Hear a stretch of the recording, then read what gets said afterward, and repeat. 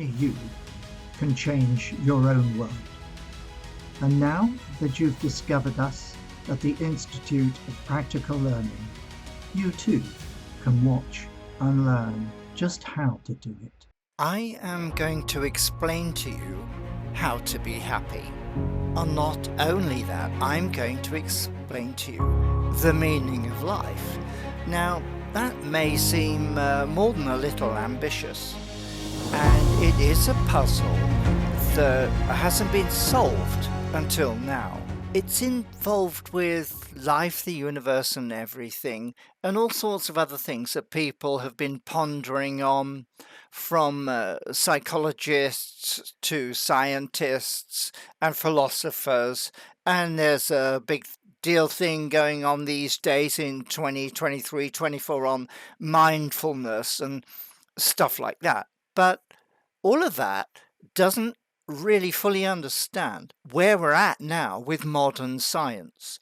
People go to university and they study what's called STEM subjects, which is science, technology, engineering, and mathematics.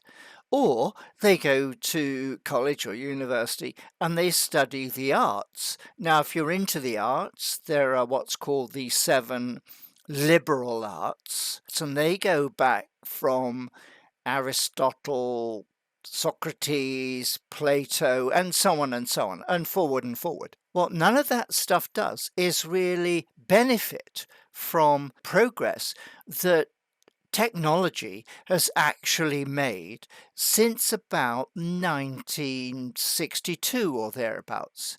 And in that time, mankind has evolved all sorts of new technologies around the science of computing, around communications, anatomy, drugs, machines and sensors that can measure what's going on inside a person's mind.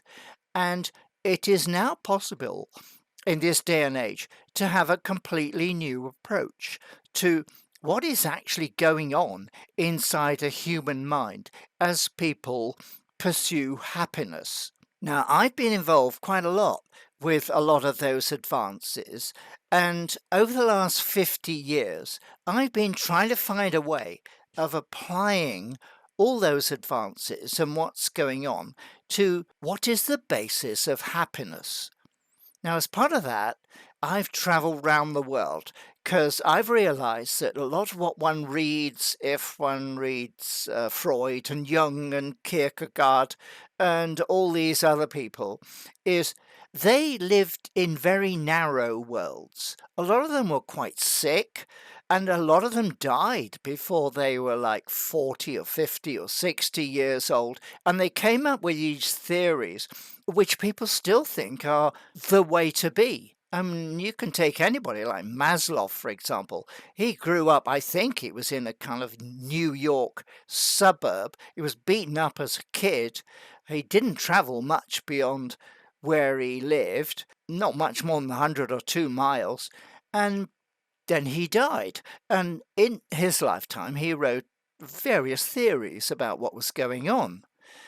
And people generally accept those kinds of things. So when they study psychology and philosophy, they're looking at all these people through history who came up with their thoughts. Now, they were not getting the benefit of what is actually going on in the human mind. Now, we're at a situation today in 2024 where we can understand the mind and things like neurons and synaptic gaps and what makes thoughts and the sensors on our bodies and how we experience the world and join the dots up and actually have feelings and our conscious and subconscious minds and how we reach conclusions about what is actually going on and whatever's going on, is it making me happy? So let's talk briefly about what actually is going on. Now, you are sitting there and you are a human being, what we call a Homo sapiens these days. And human beings have evolved. You have evolved, and your brain has evolved, and what's going on inside your brain has been optimized by your nature, not your nurture. It's been optimized by your nature, and it's been imprinted with certain aspects of behavior that are designed to ensure your survival and enable you, with your sensors, the physical sensors you have on your body, to experience where you are and when you are in space and time, and then to process that data efficiently or less efficiently if you're unfortunate, but to process that data and then optimize what you do next, your behavior. So how are you going to optimize your behavior to find happiness?